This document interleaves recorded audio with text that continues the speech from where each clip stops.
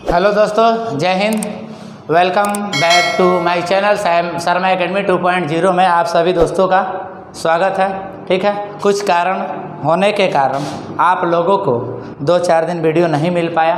ठीक है, आगे लगातार आप लोगों को वीडियो इवनिंग में 2 बजे पर डे वीडियो मिल जाएगा। ठीक है, देखिए टाइम को ज़्यादा लॉस ना करें।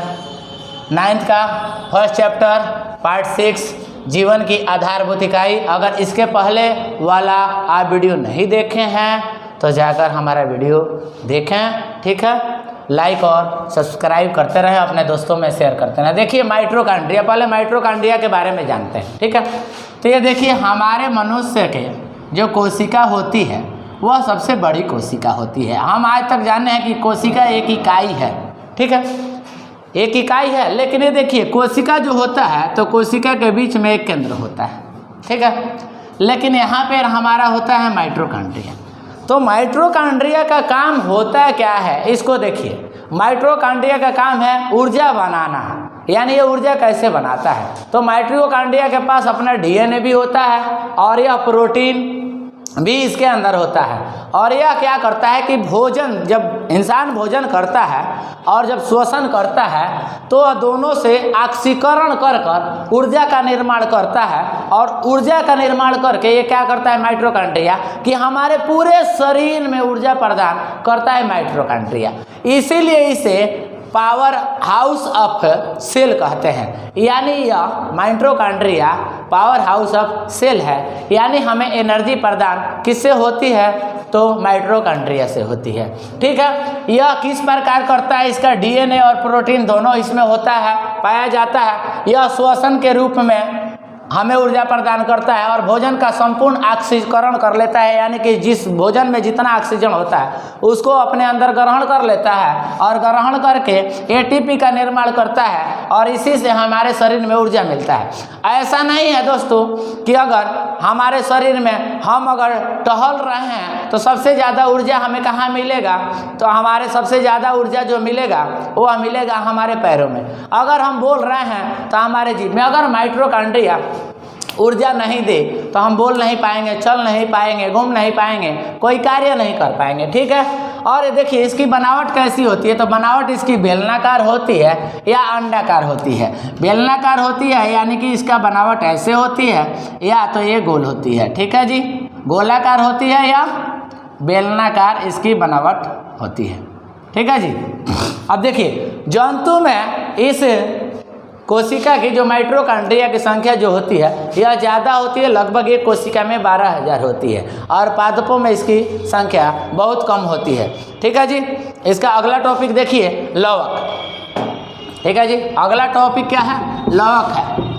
तो देखिए लवक हम पहले बता चुके हैं कि लवक 3 प्रकार के होते हैं। ठीक है जी, लवक 3 प्रकार के होते हैं, ये पहले हम बता चुके हैं आप लोगों को कि लवक 3 प्रकार के होते हैं।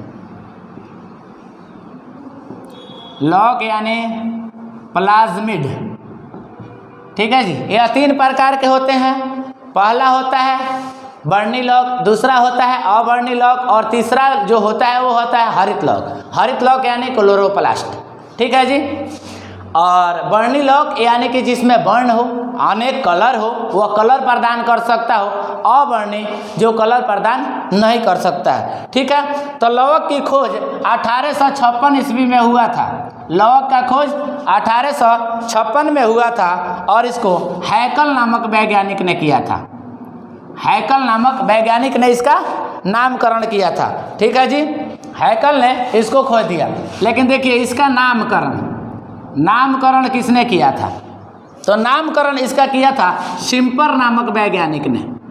शिम्पर यानी लवक का खोज हैकल ने कर दिया था लेकिन नाम नहीं रखा था, तो दूसरे वैज्ञानिक शिम्पर आए, इन्होंने इसका नामकरण कर दिया।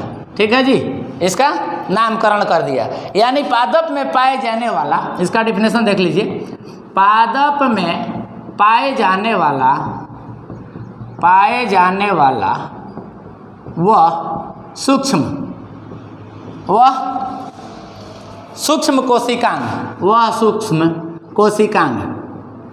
कोशिकांग जो वह सूक्ष्म कोशिकांग जो पेड़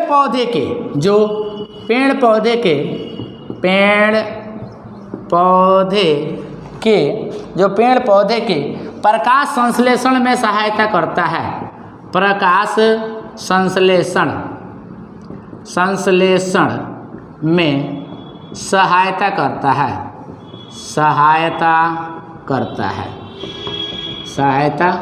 है। ठीक है जी। यह लौह क्या करता है?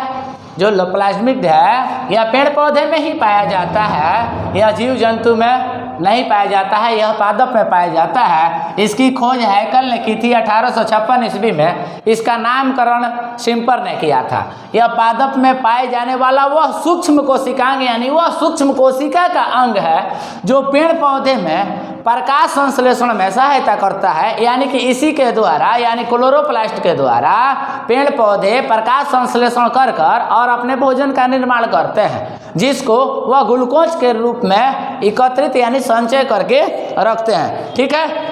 इसका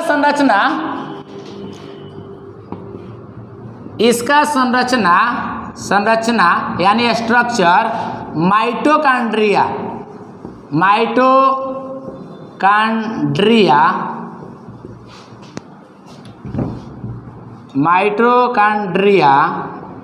की तरह होता है। जैसे माइटोकॉन्ड्रिया ऊर्जा देता है वैसे ये भी क्या करता है? ऊर्जा देता है और ऊर्जा का निर्माण करता है। कौन करता है? लौह ऊर्जा का निर्माण करता है। लौह जो है प्रकाश संश्लेषण यानी जो क्लोरोफिल है, क्लोरोप्लास्ट जो है, यह पेड़ पौधे में प्रकाश संश्लेषण कर और भोजन इकट्ठा करता है और उस भोजन से एनर्जी मिलता है जैसे मनुष्यों में मिलता है। यह माइटोकॉन्ड्रिया क्या कर रहा था मनुष्यों के सेल में? यह कर रहा था कि इसके पास डीएनए होता है, इसके पास प्रोटीन होता है। इससे क्या करता है कि जो भोजन और सांस लेते हैं मनुष्य, उसके द्वारा यह क्या करता है? उसको ऑक्सीकरण कर लेता है यानी ऑक्सीजन को ले लेता है और लेके यह एटीपी में कन्वर्ट कर देता है और उससे क्या करता है? ऊर्जा मिलती है। वह ऊर्जा आगे चल के जो एक बताएंगे हम गोल्जी काय है, यह क्या करता है? उसका परिवहन करता है, ऊर्जा का परिवहन करता है। यानी कि वो पूरे शरीर में गोल्जी काय हमारे ऊर्जा को फैलाता है। जो गोल्जी काय हम आपने पीछे बताया हुआ है कि गोल्जी काय कैमिलो गैल्जी नामक एक वैज्ञानिक थे जिन्होंने गोल्जी काय का खोज किया था। ठीक है। यही माइटोकॉन्ड्रिया से ऊर्जा लेकर पूरे शरीर में पहुंचाता है यानी परिवहन का काम करता है। वैसे लौह क्या करता है? पेड़ पौधे में सूर्य की प्रकाश लेकर यानी उसको संश्लेषण करके और भोजन बनाता है और इसकी संरचना ठीक माइटोकॉन्ड्रिया की तरह होता है और यह क्या करता है? ऊर्जा का निर्माण करता है यानी पेड़ पौधे को एनर्जी देता है। ठीक है। तथा पौधे के विभिन्न रंगों का भी जीवन है। पौधे के विभिन्न रंगों का जिम्मेदार है।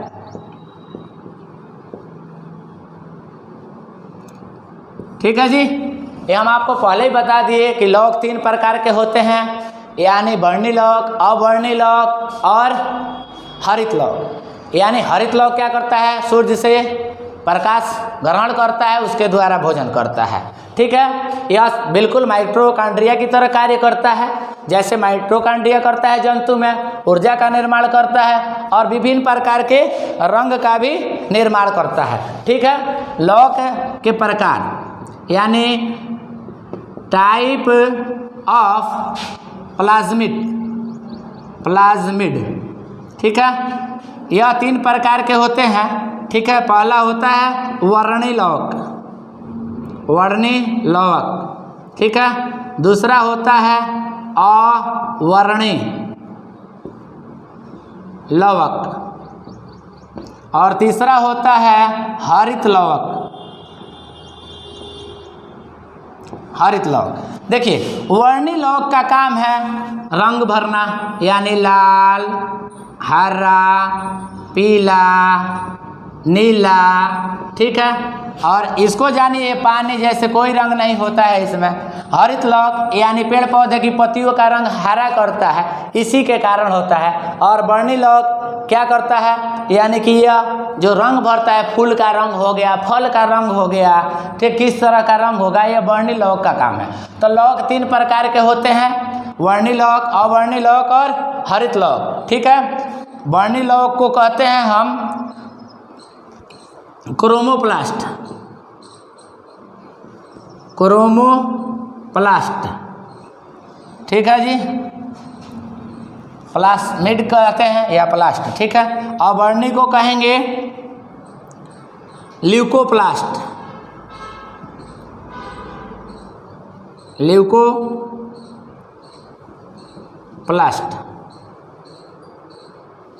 ठीक है, हरित लौक को कहते हैं क्लोरोप्लास्ट।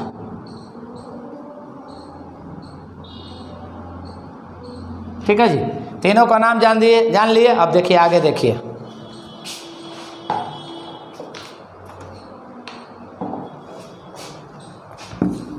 आगे देखिए, केंद्रिका यानी न्यूक्लिक एसिड। केंद्रिका देखिए, मनुष्य में एक केंद्रिका होती है, इसको कहते हैं न्यूक्लिक यानी न्यूक्लियस। ठीक है, यह क्या करता है, मनुष्यों में जो न्यूक्लियस का काम है यानी केंद्रक का काम है, और केंद्रक के अंदर भी द्रव होते हैं और कोशिका के अंदर भी द्रव होते हैं। तो जो दोनों द्रव्य जब मिल जाते हैं तो इसी को जीव द्रव्य कहते हैं। ठीक है, ये आगे हम बता रहे हैं। पहले देखिए, कोशिका के अंदर एक केंद्र होता है जिसको हम कहते हैं केंद्रिका।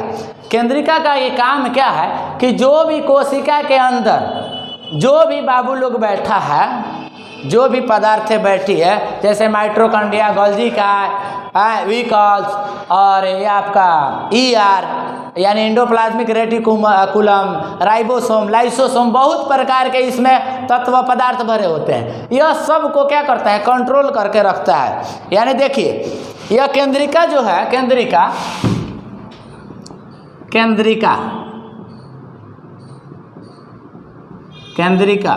यानी न्यूक्लियस।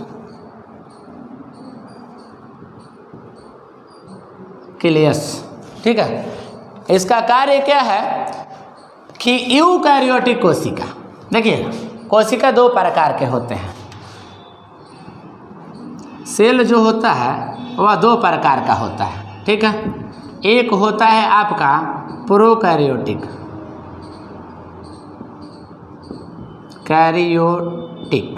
और दूसरा होता है यूकैरियोटिक।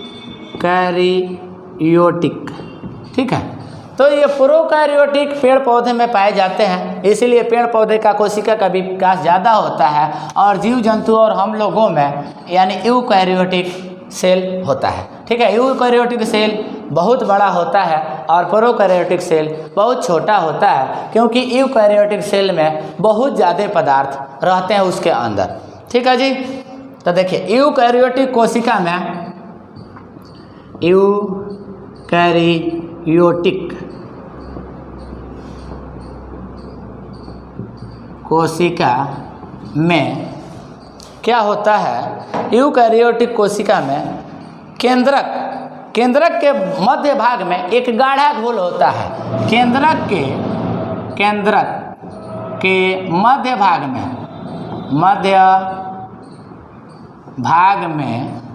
एक गाढ़ा तरल पदार्थ होता है। ठीक है, यह पादप के जो कोशिका है वह प्रोकैरियोटिक है। इसमें क्या होता है कि ये कोशिका के अंदर न्यूक्लियस के अंदर एक गाढ़ा पदार्थ इसमें भरा रहता है। ठीक है जी, इसमें एक गाढ़ा पदार्थ भरा रहता है, और इसकी संरचना दानेदार होती है।